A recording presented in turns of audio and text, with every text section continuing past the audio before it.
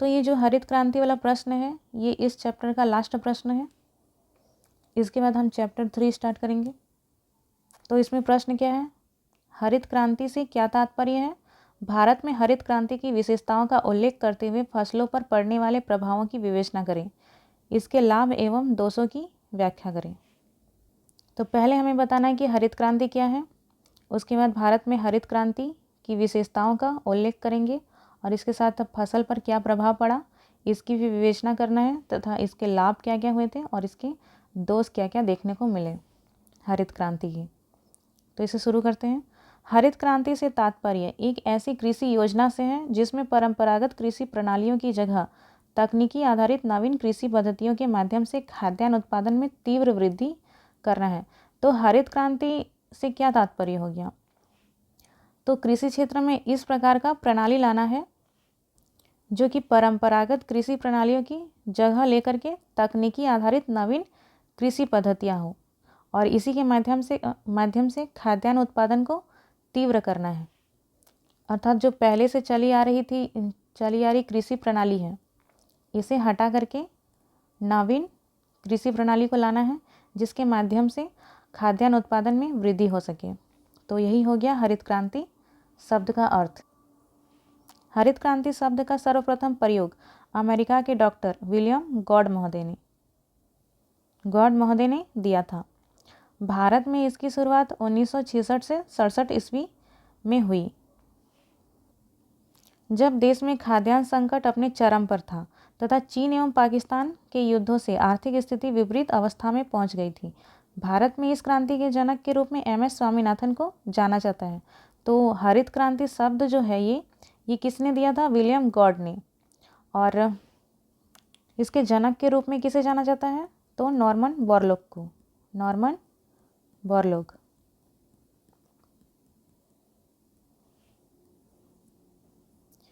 Borlaug हो जाएगा यहाँ पे, जो कि अमेरिका के एक प्रसिद्ध वैज्ञानिक थे। और भारत में इसका श्रेय किसे जाता है, तो एम.एस. स्वामीनाथन को।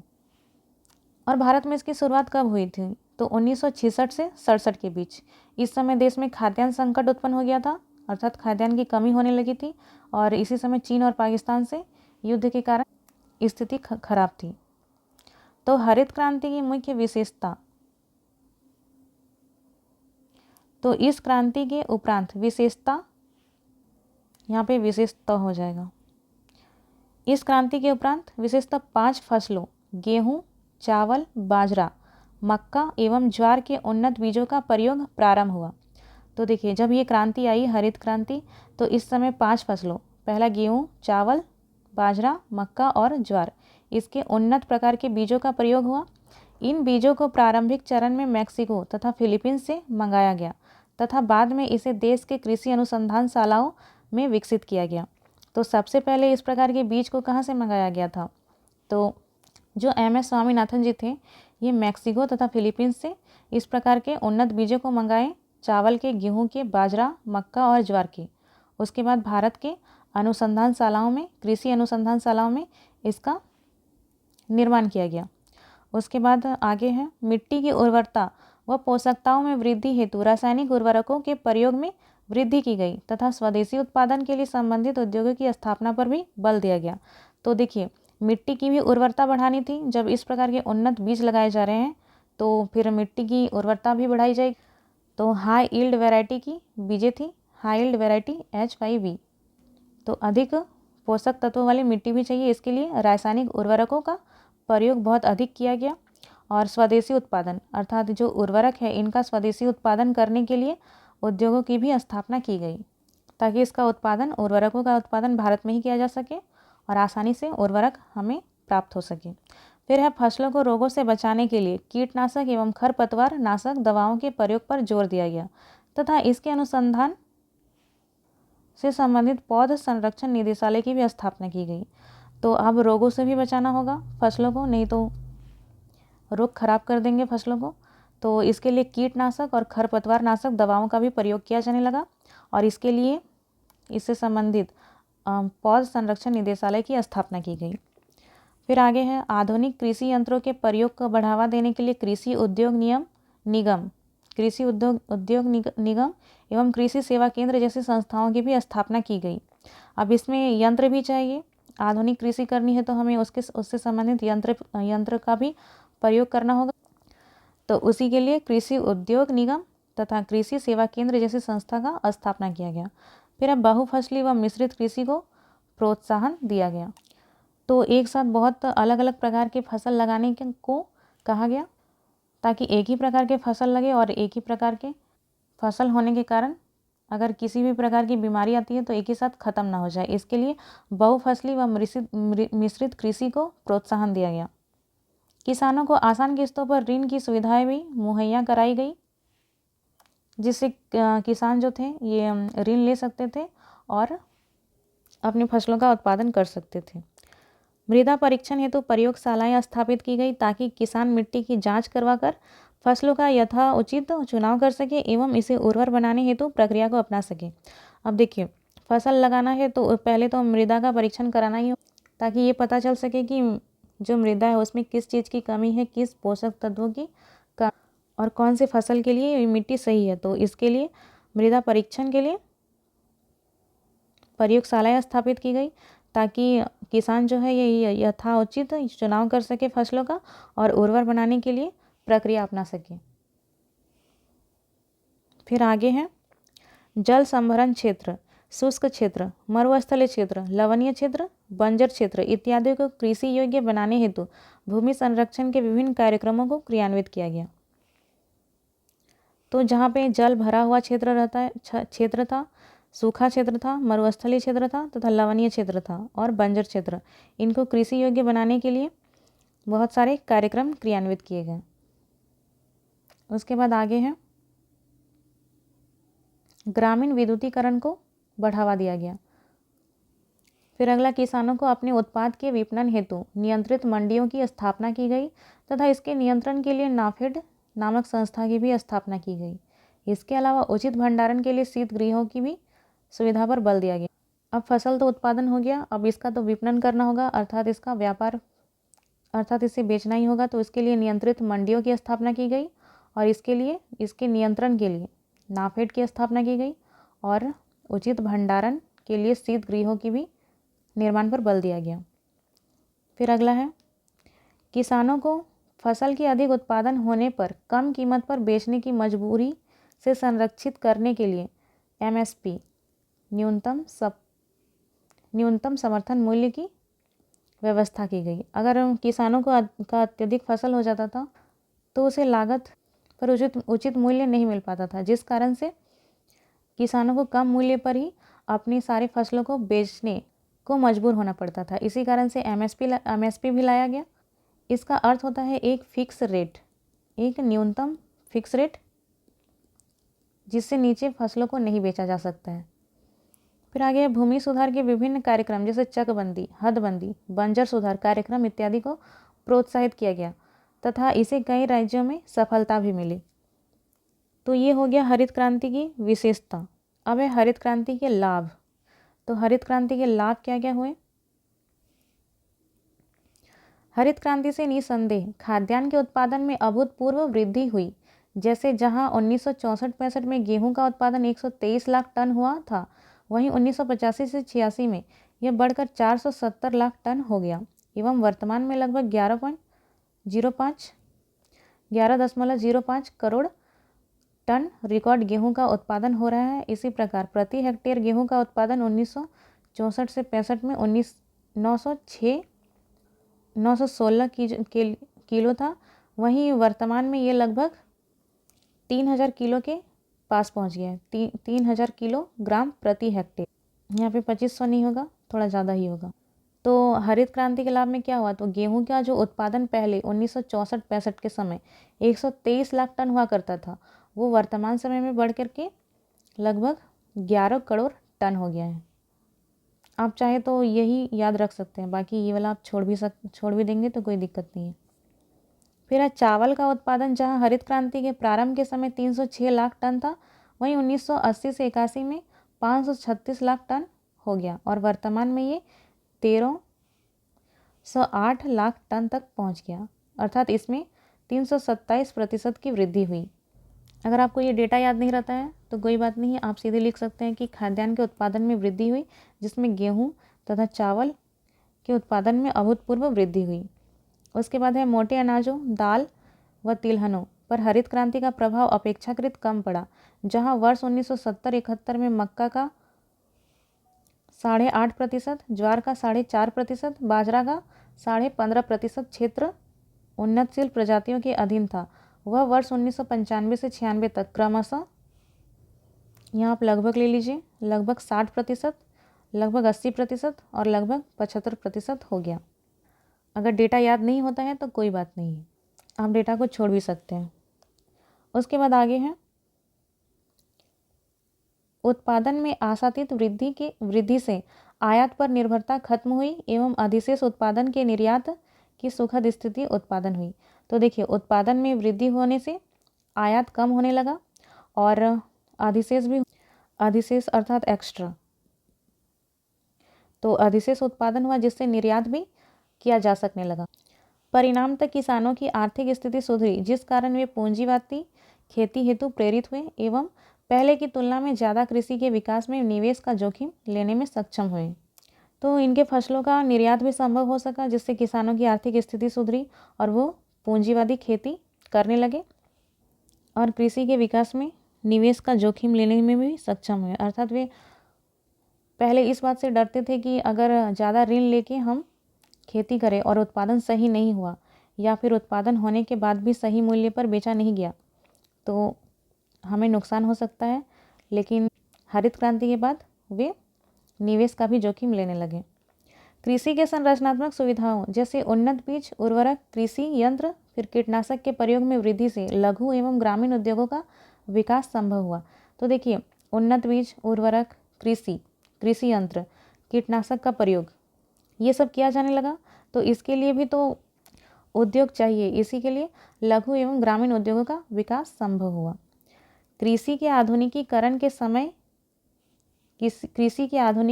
से समय की भी बचत हुई तथा साथ ही में कृषि दक्षता में भी वृद्धि हुई। इसके साथ साथ खाद्य मूल्यों में बेतहाशा वृद्धि पर रोक लगी, जिसके कारण सरकार गरीबों को कम मूल्य पर खाद्यान्न उत्पादन कराने हेतु सक्षम हो सकी। तो जब कृषि का आधुनिकीकरण हुआ तो क्या हुआ, इससे समय की भी बचत, जैसे कि कृषि करने में यंत्रों का प्रयोग होने लगा, आधुनिक यंत्रों का, जिससे बहुत ही कम समय में फसलों की बुआई, सिंचाई तथा कटाई का काम होने लगा और खाद्यान्न के उत्पादन में भी बहुत ही ज़्यादा वृद्धि हुई, जिससे सरकार गरीबों को कम मूल्य पर खाद्यान्न उत्पादन कराने में सक्षम हो सकी। अब है हरित क्रांति के दोष या फिर समस्याएं। तो हरित क्रांति का सर्वाधिक लाभ कुछ निश्चित राज्यों जैसे कि पंजाब, हरियाणा, राजस्थान, तमिलनाडु जैसे राज्यों को ही प्राप्त हुआ, जबकि बाकी राज्य इसके फायदे से वंचित रहे। तो हरित क्रांति का लाभ किसे किसे हुआ, कौन कौन से राज्य को? तो पंजाब को, हरियाणा, राजस्थान और तमिलनाडु जैसे राज्य को। बाकी राज्य इसके फायदे से वंचित रहे। तो इसके पीछे हरित क्रांति की योजनाओं में कमी के साथ साथ प्रशासनिक व राजनीतिक इच्छा शक्ति का भी अभाव था एवं इस योजना का एक ही स्वरूप हर एक राज्य में समान रूप से लागू कर पाना संभव नहीं था, जिस कारण कई क्षेत्र में इसका प्रभाव नहीं पड़ा।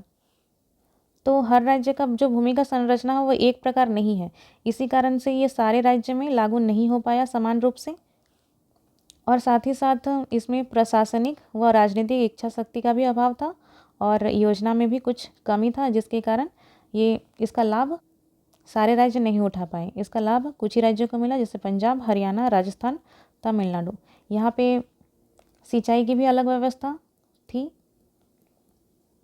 और यहाँ की जो भूमि है ये भी मैदानी भूमि है, जिसके कारण से ये क्षेत्र काफ़ी ज़्यादा लाभ लिए। उसके बाद है इस क्रांति का सर्वाधिक लाभ मुख्यतः गेहूं के उत्पादन पर पड़ा, जबकि अन्य खाद्यान्न का अपेक्षित विकास नहीं हो पाया। तो सबसे ज़्यादा इसका लाभ किस पे हुआ, गेहूं के खाद्यान्न पे। और अन्य खाद्यान्न फसल जैसे कि दाल और मोटा अनाज, इसका उत्पादन जितना की अपेक्षा किया गया था उससे उतना नहीं हो पाया। फिर रासायनिक उर्वरकों एवं कीटनाशक के अनियंत्रित उपयोग से मिट्टी की उर्वरता प्रभावित हुई। इसी प्रकार सिंचाई के अनियंत्रित दोहन से लवणीयता व क्षारीयता जैसे समस्या उत्पन्न हुई। पंजाब, हरियाणा जैसे क्षेत्र जो इस क्रांति के बाद देश के अनाज भंडार कहलाते थे, आज उपर्युक्त समस्याओं से ग्रसित है। परिणाम तो उत्पादन भी प्रभावित हुई है। तो अत्यधिक रासायनिक उर्वरकों और कीटनाशकों के प्रयोग से क्या होने लगा, तो मिट्टी की उर्वरता जो है ये समाप्त होने लगी और अत्यधिक सिंचाई के कारण भी लवणीयता और क्षारीयता जैसे समस्या उत्पन्न हुई। मिट्टी लवणीय और क्षारीय होने लगी। और पंजाब और हरियाणा जो इस क्रांति के बाद देश के अनाज भंडार कहलाते थे, वो इन समस्याओं से ग्रसित है, जिसके कारण इनका उत्पादन में भी प्रभाव पड़ा। फिर आगे है गहन कृषि व फसलों की एक ही प्रजाति की लगातार पैदावार से मृदा में सूक्ष्म पोषक तत्वों जैसे कि जिंक, लोहा, मैग्नीज इत्यादि की कमी उत्पादन को प्रभावित किया। तो अत्यधिक कृषि और फसलों की एक ही प्रजाति का लगातार बार बार उत्पादन करने से सूक्ष्म पोषक तत्व जैसे कि जिंक, लोहा और मैग्नीज ये सब का मिट्टी में कमी होने लगा, जिसके कारण उत्पादन भी प्रभावित हुआ। इस क्रांति का नकारात्मक प्रभाव सामाजिक आर्थिक समस्याओं के रूप में भी देखने को मिला, जिसके अंतर्गत प्रादेशिक असंतुलन की स्थिति उत्पन्न हुई और कम उत्पादक राज्यों से अधिक उत्पादन वाले राज्यों में श्रम का अनियंत्रित विस्थापन हुआ, जिससे क्षेत्रवाद जैसी समस्या भी पनपी है। और इसके अलावा इस कृषि क्रांति का लाभ छोटे किसानों तक कम पहुंचा है। आय में विषमता के कारण अंतरा प्रादेशिक असंतुलन एवं बेरोजगारी की समस्या भी उत्पन्न हुई। तो इस क्रांति का जो प्रभाव है ये सामाजिक, आर्थिक और अन्य रूपों में सामने आई। तो जिन राज्यों के द्वारा सबसे ज़्यादा इसका फायदा लिया गया था, उन राज्यों में अनियंत्रित श्रम का विस्थापन हुआ। जहाँ पे इस क्रांति का प्रभाव कम पड़ा, उन क्षेत्रों से इन क्षेत्रों में ज़्यादा श्रम का विस्थापन हुआ, जिसके कारण भी बहुत सारी समस्याएं पनपी, जैसे कि क्षेत्रवाद की समस्या। और इस क्रांति का जो लाभ है ये छोटे किसानों को नहीं पहुंचा। फिर आय में भी इसके कारण विषमता उत्पन्न हुई और बेरोजगारी तथा असंतुलन की स्थिति उत्पन्न हुई। अब इसका निष्कर्ष क्या है, तो निसंदेह कृषि क्रांति भारत में कृषि उत्पादन के लिए अभूतपूर्व सुधार का द्योतक है, जिससे खाद्यान्न संकट तो दूर हुआ ही तथा साथ में सरकार की सामाजिक सार्वजनिक वितरण प्रणाली के लिए यह अधिशेष कृषि उत्पादन प्राप्त हुई। परिणामतः एक कल्याणकारी राज्य की सकारात्मक भावना को बल मिला। तो इस क्रांति के फलस्वरूप उत्पादन में तो वृद्धि हुई ही, और जिसके कारण खाद्यान्न संकट दूर हुआ, और साथ ही साथ सरकार की जो पीडीएस प्रणाली थी, पीडीएस योजना, सार्वजनिक वितरण प्रणाली, इसके लिए अधिशेष के कारण गरीबों को कम मूल्य पर खाद्यान्न प्राप्त हुआ और परिणामतः एक कल्याणकारी राज्य की सकारात्मक भावना को बल मिला। तथापि इसमें ऐसी कई विसंगतियां भी थी जिस कारण यह अपने लक्ष्य से भटक गया। इसी कारण वर्तमान में द्वितीय हरित क्रांति प्रारंभ की गई है, जिसमें इन विसंगतियों को दूर कर यथाउचित एवं सर्वांगीण कृषि उत्पादन की ओर कदम बढ़ाया जा रहा है। तो देखिए, इसके फायदे तो थे ही इस क्रांति के, लेकिन इसमें कुछ विसंगतियां भी उत्पन्न हुई, जिसके कारण जो इस क्रांति का लक्ष्य था वो अपने लक्ष्य से भटक गया। और इसी कारण से अभी वर्तमान समय में द्वितीय हरित क्रांति प्रारंभ की गई है। और इसमें क्या होगा, तो इसमें जो भी पहला हरित क्रांति था उसकी विसंगतियों को दूर किया जाएगा और जो भी उचित हो और सर्वांगीण कृषि उत्पादन की ओर कदम बढ़ाया जा रहा है। तो इस प्रश्न में हमने सबसे पहले क्या देखा, तो हरित क्रांति की विशेषता, और सबसे पहले तो हरित क्रांति शब्द है क्या और इसका प्रयोग सबसे पहले कहाँ पे हुआ था, और वैश्विक स्तर पर इसका जनक कौन है, तो नॉर्मन बोरलॉग।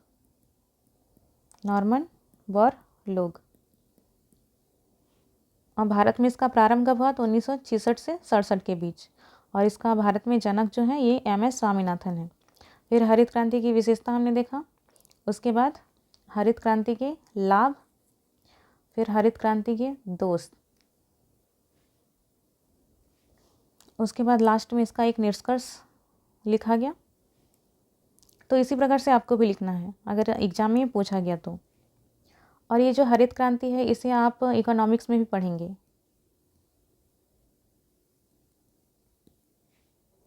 अब अगला प्रश्न है, हरित क्रांति के विभिन्न नकारात्मक प्रभावों के बावजूद नई हरित क्रांति की मांग हो रही है, स्पष्ट कीजिए। तो जो पहला हरित क्रांति था हमने देखा कि इसका भी नकारात्मक प्रभाव पड़ा, लेकिन फिर भी द्वितीय हरित क्रांति की मांग हो रही है। इसे स्पष्ट कीजिए, तो क्यों हो रही है? तो 60 के दशक में शुरू की गई हरित क्रांति के नकारात्मक प्रभावों के बावजूद इस तथ्य को नज़रअंदाज नहीं किया जा सकता है कि इसी की बदौलत भारत आज खाद्यान्न में आत्मनिर्भर है। लगातार बढ़ती ज़रूरतों तथा जोतों के क्षेत्रफल तथा आकार में लगातार होती कमी के कारण द्वितीय हरित क्रांति की मांग हो रही है। तो 60 के दशक में क्या हुआ था? हरित क्रांति प्रारंभ किया गया। इसका तो कुछ नकारात्मक प्रभाव पड़ा, लेकिन इससे हम ये भी मुँह कर नहीं कर सकते कि भारत इसी के बदौलत आज खाद्यान्न उत्पादन में आत्मनिर्भर बना है। और जिस प्रकार से भारत की लगातार बढ़ती ज़रूरत हो रही है और जोतों का जो क्षेत्रफल है और आकार धीरे धीरे कम होता जा रहा है, इसके कारण द्वितीय हरित क्रांति की मांग हो रही है। हरित क्रांति के प्रसार में पूंजीवादी कृषि की संभावना अधिक है। तो हरित क्रांति के आने से पूंजीवादी कृषि इसकी संभावना अधिक है, जो छोटे किसानों के लिए अहितकर है। इससे आय में असमानता बढ़ेगी। हरित क्रांति के कारण गाँव में त्रिकोणात्मक संघर्ष बढ़ा है। कृषि के यंत्रीकरण से बेरोजगारी एवं श्रम विस्थापन हुआ है। इन क्षेत्रों में भूमिगत जल, रासायनिक खादों एवं कीटनाशकों के अधिक प्रयोग से पर्यावरण प्रदूषण भी बढ़ा है। इसका प्रभाव कुछ खाद्यान्न फसलों जैसे कि चावल, गेहूं, मक्का, बाजरा तक ही सीमित रहा। इसके अतिरिक्त यह क्षेत्र विशेष तक ही सीमित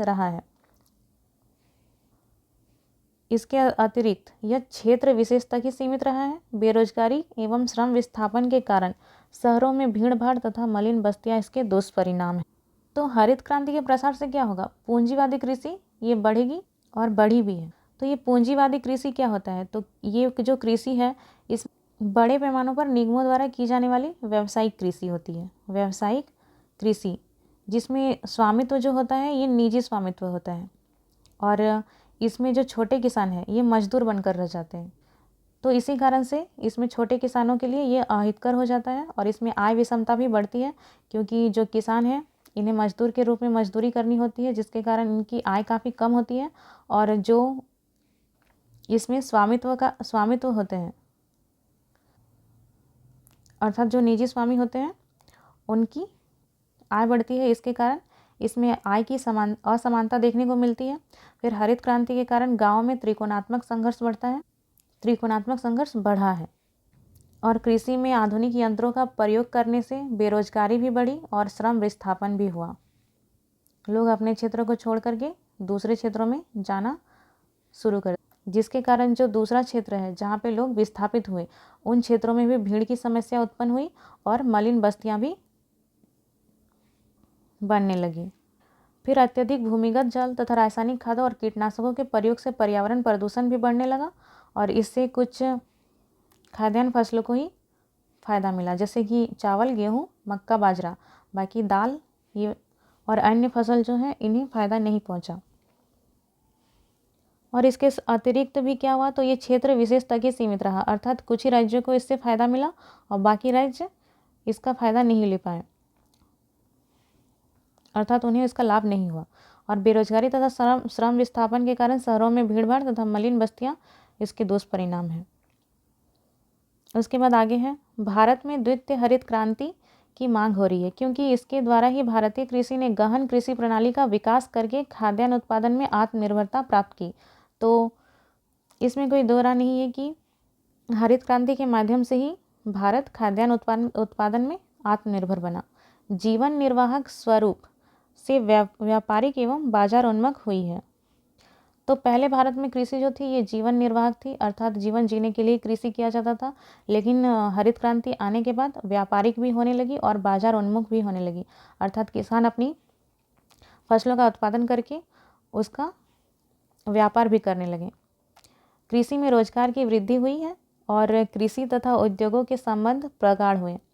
इससे ग्रामीण विकास एवं उन्नति में प्रगति हुई, न जिससे द्वितीयक व तृतीयक क्षेत्रों का विकास भी प्रभावी रहा। इससे ग्रामीण विकास एवं उन्नति में प्रगति हुई, जिससे द्वितीयक व तृतीयक क्षेत्रों में विकास भी प्रभावी रहा। इसके सकारात्मक प्रभावों के कारण ही प्रधानमंत्री एवं राष्ट्रपति ने इसके द्वितीय चरण की शुरुआत के लिए वैज्ञानिकों के सहयोग की इच्छा जाहिर की थी, और डॉक्टर MS स्वामीनाथन के सुझावों के आधार पर कृषि क्षेत्रों में अधोसंरचनात्मक सुधार के द्वारा दूसरी हरित क्रांति के लिए सुझाव दिए गए थे। अभी तो द्वितीय हरित क्रांति प्रारंभ हो चुकी है, ताकि इसके नकारात्मक प्रभावों को कम किया जा सके। द्वितीय हरित क्रांति में पहले हरित क्रांति में अपनाई गई कृषि पद्धति के विपरीत पर्यावरण अनुकूल कृषि पद्धति को प्रोत्साहित किया गया और इसमें जेनेटिकली मॉडिफाइड बीजों का भी प्रयोग किया गया। तो कृषि जीवन निर्वाहक न होकर के अब व्यापारिक और बाजार उन्मुख होने लगी, जिससे कि कृषि क्षेत्र में रोजगार भी बढ़ा और रोजगार बढ़ने ग्रामीण विकास भी हुआ तथा उसकी उन्नति भी हुई और कृषि तथा उद्योगों के संबंध भी प्रगाढ़ हुए और इसके कारण द्वितीयक और तृतीयक क्षेत्रों का भी विकास संभव हो पाया। और इन्हीं सभी सकारात्मक प्रभावों को देखते हुए प्रधानमंत्री तथा राष्ट्रपति के द्वारा इसके द्वितीय चरण की शुरुआत की गई और इसके लिए वैज्ञानिक सहयोग भी लिया गया और डॉक्टर MS स्वामीनाथन के सुझाव के आधार पर ही कृषि क्षेत्रों का संरचनात्मक सुधार भी द्वितीय हरित क्रांति के लिए दिए गए और इसके नकारात्मक प्रभावों को इससे कम किया जा सके। इन संरचनात्मक सुधार के कारण इन नकारात्मक प्रभावों को कम किया जा सके।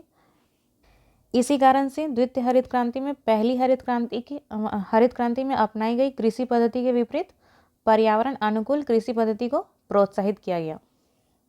तो ये जो प्रश्न है ये इम्पोर्टेंट नहीं है, अगर आपको पूछा जाएगा तो ये इससे पहले वाला प्रश्न ही एग्जाम में पूछा जाएगा, तो ये आपके लिए इम्पोर्टेंट हो जाता है। एक तो ज्योग्राफी में भी और आपको इकोनॉमिक्स में भी ये देखने को मिलेगा।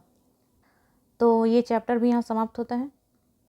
अब अगला जो चैप्टर है इसमें है प्राकृतिक वनस्पति, वन्य जीवन संरक्षण और जैव मंडल रिजर्व।